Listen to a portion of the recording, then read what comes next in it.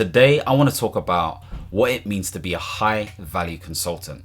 Now, previously, I spoke about this whole idea of a consultant mindset, which really is an individual who has the ability to strategically solve a problem uniquely for a client using some sort of approach that produces value. That's what it is. But I made it clear that actually you don't have to necessarily be an independent consultant or a firm consultant to have a consultant mindset. Okay, you just need to be an individual who, again, is client focused or maybe employer focused or hiring manager focused, whatever it may be, who is adaptable by nature, who has the ability to utilize good emotional intelligence when dealing with different people, and has continued learning. Okay, these were some of the aspects, at least anyway. But again, what does it mean to be a high value consultant? What does that mean? At least with the mindset. And so for me, when I think about any of this stuff, I think to myself, well, there's a reason why organizations and people hire consultants, because there is a certain type of value that they produce and they can evidence that stuff. They can articulate it well. They're positioned well as a person who can solve a specific set of problems. Okay, they have that level of perceived expertise.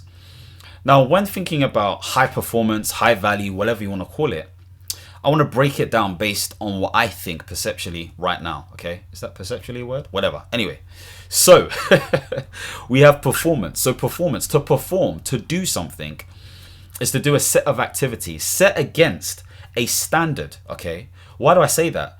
If someone is giving a performance, you judge them on how well or good they're doing.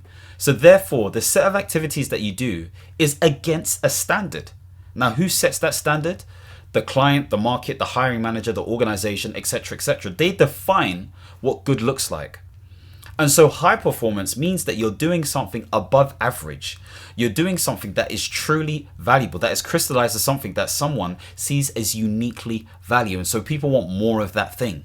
So when we're talking about a high value consultant or high value employer or high value individual, it's somebody who has the ability to perform above standard, to do activities above standard, to get results above standard, or to get consistency in that way. So those different things are really important. So what does that specifically look like? That can look like being more efficient. Okay, that could be saving money, that could be leaner in terms of the amount of people working on something, that could be utilizing technologies and or AI, etc., etc. It could mean making more money. Okay, so bringing in more revenue or getting more funding or whatever it may be. It could be a position where you're making something more, I guess, sort of like efficient by nature. Okay, so maybe it's a process that is improved, and I think I covered that initially, at least anyway.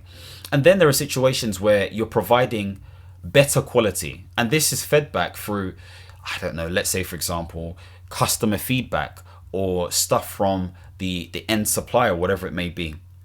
So this is how all of this stuff is highlighted. So it gives you a unique sort of understanding in terms of what a high value consultant looks like, or at least with the mindset. And so how do you get to this space? Well, first of all, you need to be clear about what sort of value do you provide as a person. Okay, how are you positioned in that way? Again, I've said this again and again and again, and I'll keep on saying this again and again and again until we take action on it. But you need to be explicit about your core strengths. What are your core skills? Fundamentally, on a high level, yeah, there are two things that I think I do okay, I do pretty well on. So number one, breaking down big sort of like ideas and principles into things that people can understand. Okay. The second thing that I think I'm pretty good at is facilitating, coordinating, or organizing people to get a result. So those are two fundamental things. Now, of course, that could mean so many different things within the world of work. That sounds like project management. That sounds like program management. That sounds like something PMO related, okay? Portfolio related, program related, project related, whatever it may be. But that's been evidenced through what people have said, the feedback that I've gathered, and how I've articulated my CV as well, or my portfolio. So really think about what problems do you solve better than anybody else. I will say that again and again and again, like I said. Because fundamentally, if you are clear on that, you can move forward. Whether you're doing business or not, it really helps. The second thing I want to basically say is that Somebody who understands the needs and problems of the people that they're helping is also fundamental. Okay? You have to make people feel like you understand. That is a skill. Sometimes, when I've been in an interview, okay, and I still do interviews when it comes to, the whole independent consulting thing or contracting, whatever it may be. When I'm answering a question, which is typically based on something I've rehearsed using my PAR model. So you haven't heard of PAR, I've got some videos on this. It's basically problem, action, result. Essentially, I like to throw in something like, it's especially annoying when X does this when they haven't done Y. I kind of throw it in there so they know, oh, he kind of knows like the vibe and the culture of of this sort of industry and organization. You have to make people feel like you understand. So spend time with people or study what you've done before. Try to pick up what sort of little nuances or things have been done in the past that gives you an edge when it comes to understanding people deeper. Okay? Because what this does is people start to trust you. They start to be more vulnerable around you. Okay? And this is where you utilize professional and personal relationships, or should I say not vices, I would say tools, in order for you to communicate effectively with people. Now, there are going to be situations where they're ambiguous and complex by nature, but all you can do is focus on what you can control. Focus on what you can control. So that part is more sectioned around understanding your client's needs and knowing how to show them that you understand. The third thing I want to say is you have to be able to develop some sort of strong branding. This is not just about the online. I've spoken about the online quite a bit in my videos, but I think this is more about how you carry yourself. Are you respectable? Are you reputable? Are you someone who looks after yourself? Are you presentable by nature? Now, I'm not necessarily saying that you need to go down the very sort of like suited and booted look, although that may help. I'm not even going to lie to you. That will help depending on the industry that you're in. But I think the point I'm making is the industry that you're in and the sort of person that you're in, that you are, sorry. Can you imagine? And also the people that you serve are key. They're key. I'm telling you. That helps you understand how you position yourself as the brand that you need to be. Therefore, it's important for you to understand who do you want to become, because you can engineer that as long as it's authentic and sincere to self. So for many of us watching this, the professional feels what we want. We want to be people who wears the right stuff, looks, proper and all that kind of stuff. There has a clean haircut, has great hair or whatever it may be, or wrap their hair a certain way, or has their braids done a certain way, whatever it may be. It's done professionally, okay, or neatly. And I'm never going to discount the fact that there are so many different guises of what professional looks like. There are so many different guises of what neat looks like. I'm just saying, be your best. Be your best. And if it means that all you need to do is clean up the edges a bit more, or if it means that you get certain earrings, or if it means that you do less makeup or more makeup, whatever it may be, just come correct. Do you understand? Just come correct. Because people can feed off and feel correct.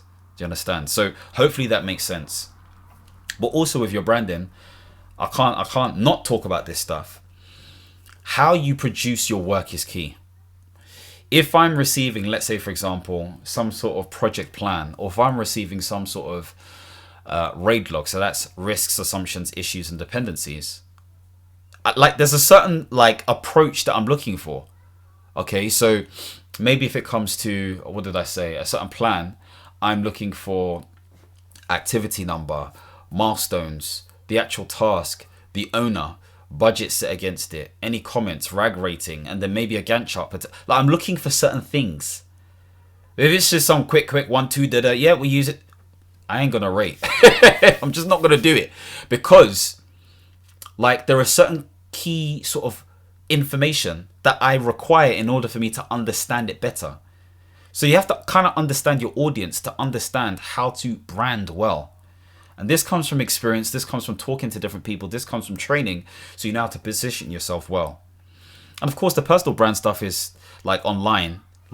Most of you know already, you can Google it online and check out what you can do, So I'm not going to talk too tough about that, but it should all align with what you're doing in the real world.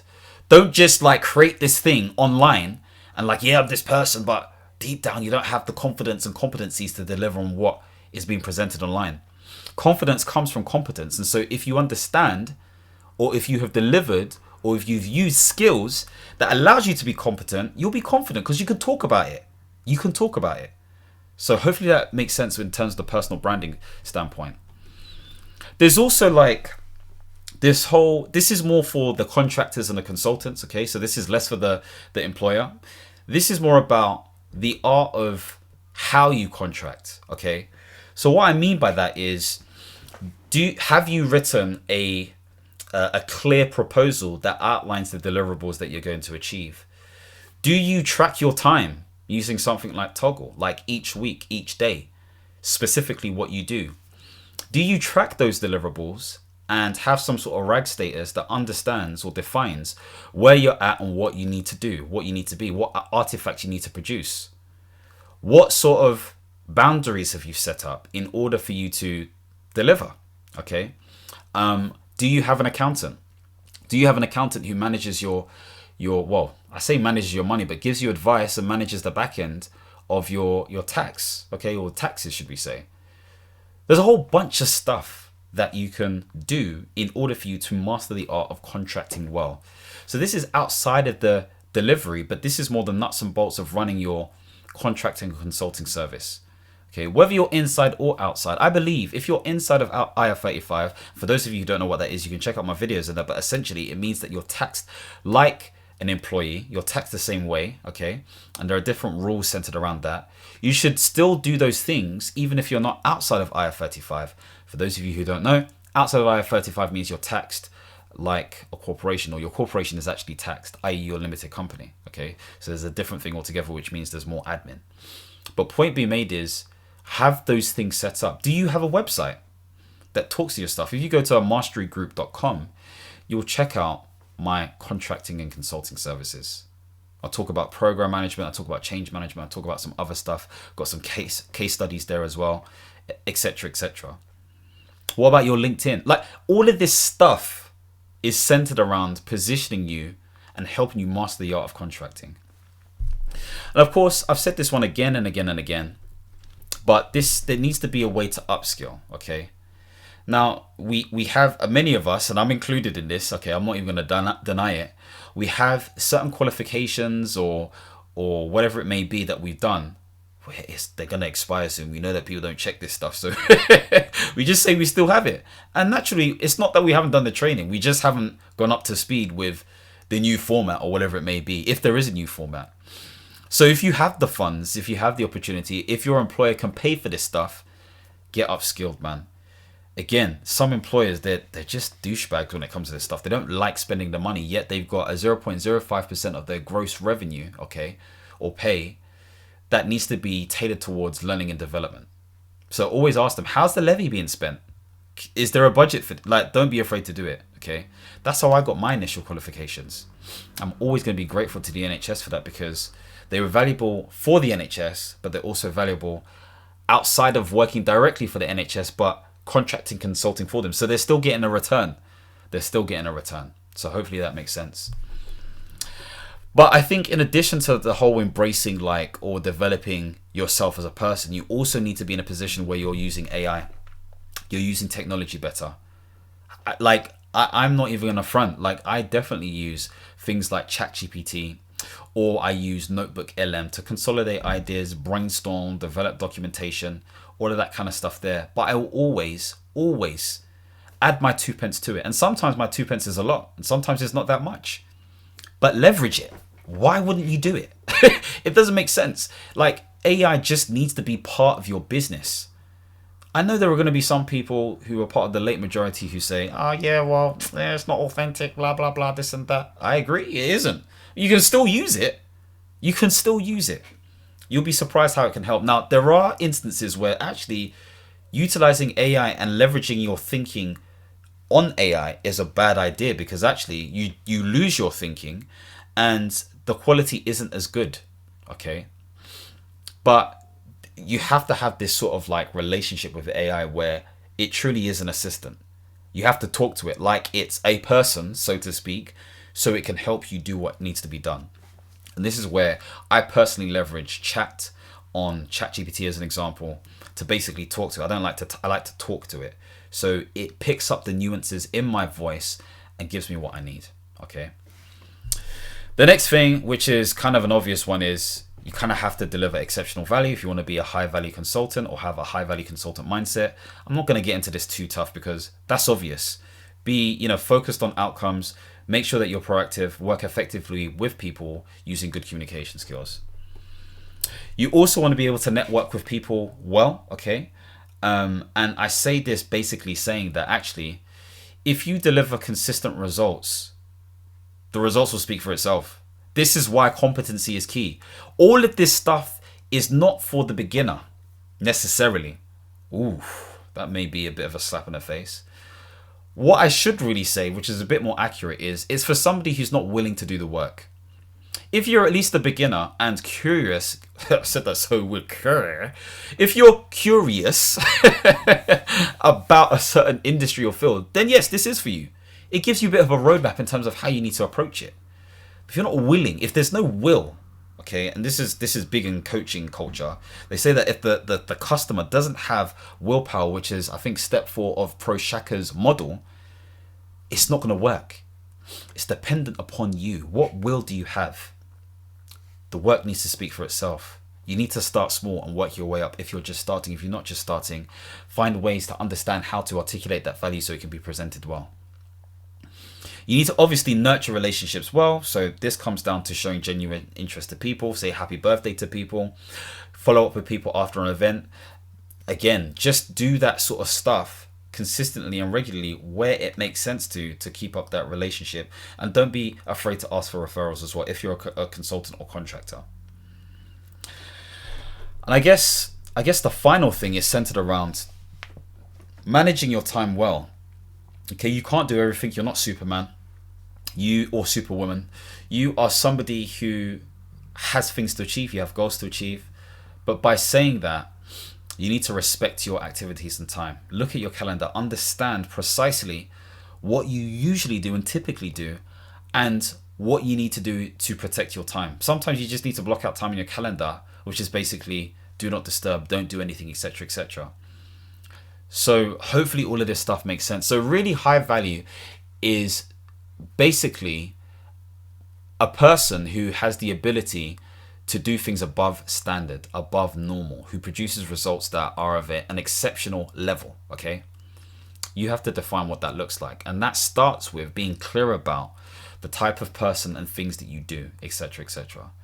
Anyway, if you want to see more videos centered around portfolio careers, contracting, consulting, life management, leadership, the whole shebang, don't forget to subscribe and hit the notification bell. And as always, my friends, understand, reach, and expand. Peace.